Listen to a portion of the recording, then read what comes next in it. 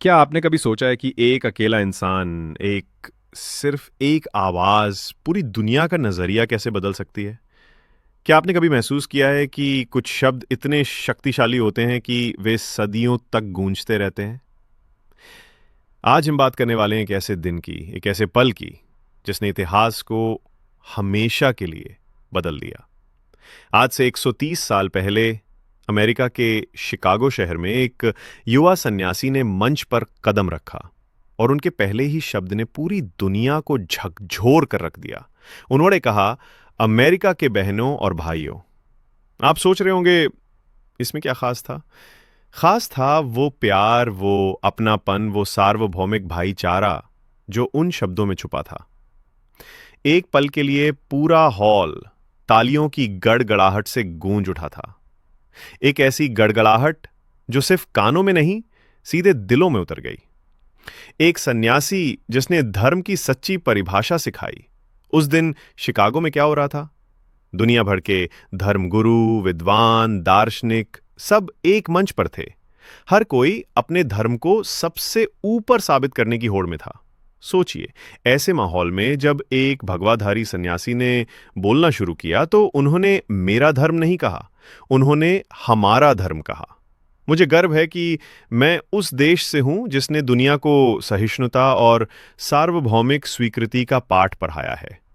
हम सिर्फ सार्वभौमिक सहिष्णुता में ही विश्वास नहीं रखते, बल्कि हम विश्व के सभी धर्मों को सत्य के रूप में स्वीकार करते हैं। ये सिर्फ वाक्य नहीं थे, ये वो महामंत्र था जो उस समय की दुनिया को सबसे ज्यादा सुनना था। जब बाकी जगह धर्म के नाम पे दीवारें खड़ी हो रही थीं, भारत का ये शेर कह रहा था, हम सब एक हैं।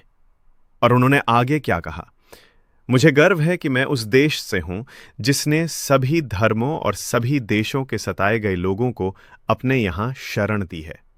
यह कोई छोटा दावा नहीं था, यह हजारों सालों की भारतीय संस्कृति की आत्मा का उद्घोष था। एक ऐसी संस्कृति जिसने हर सताए हुए को गले लगाया, जिसने कभी किसी को बेगाना नहीं समझा। यह भारत का सच्चा चेहरा था जिसे विवेकानंद ने दुनिया के सामने रखा।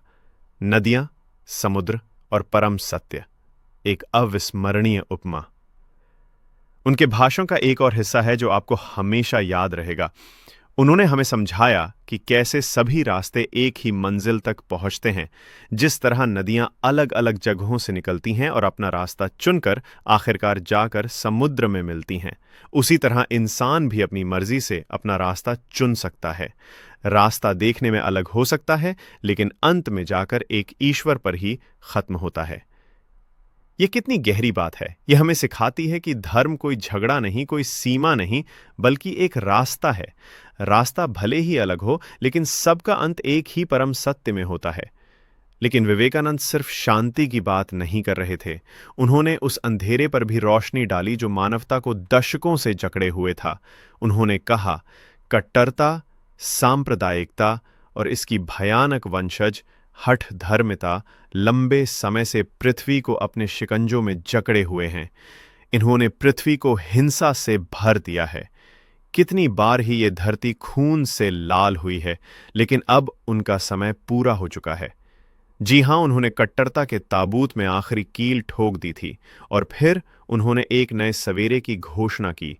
एक ऐसा सवेरा जहां नफरत नहीं, सिर्फ प्रेम का प्रकाश होगा। मुझे पूरी उम्मीद है कि आज इस सम्मेलन का शंखनाद सभी हठ धर्मिता, हर तरह के क्लेश और सभी मनुष्यों के बीच की दुर्भावना का विनाश करेगा। आज भी क्यों जरूरी है विवेकानंद का यह संदेश? जी दोस्तों, आज जब दुनिया फिर से बंटने की कगार पर खड़ी है, जब छोटी छोटी बातों पे नफरत फैल रही है, तब स्वामी विवेकानंद के ये शब्द पहले से कहीं ज्यादा जरूरी हो जाते हैं। उनका भाषण सिर्फ इतिहास की एक घटना नहीं था, ये एक ब्लूप्रिंट है एक बेहतर दुनिया के लिए। ये एक निमंत्रण है हर इंसान के लिए कि वो नफरत की दीवारों को तोड़कर भाईचारे का पुल बनाए। आपको क्या लगता है, क्या आज हम विवेकानंद के इस सपने को पूरा कर पा रहे हैं? उनके कौन से विचार हैं जो आपको सबसे ज्यादा प्रेरित करते हैं? मुझे कमेंट्स में जरूर बताएं। अगर ये कहानी आपके दिल को छू गई हो तो इस वीडियो को लाइक करें, अपने दोस्तों और परिवार के साथ शेयर करें और हमारे चैनल को सब्सक्राइब करना बिल्कुल ना भूलें ताकि ऐसी ही प्रेरक कहानियां आप तक पहुंचती रहें।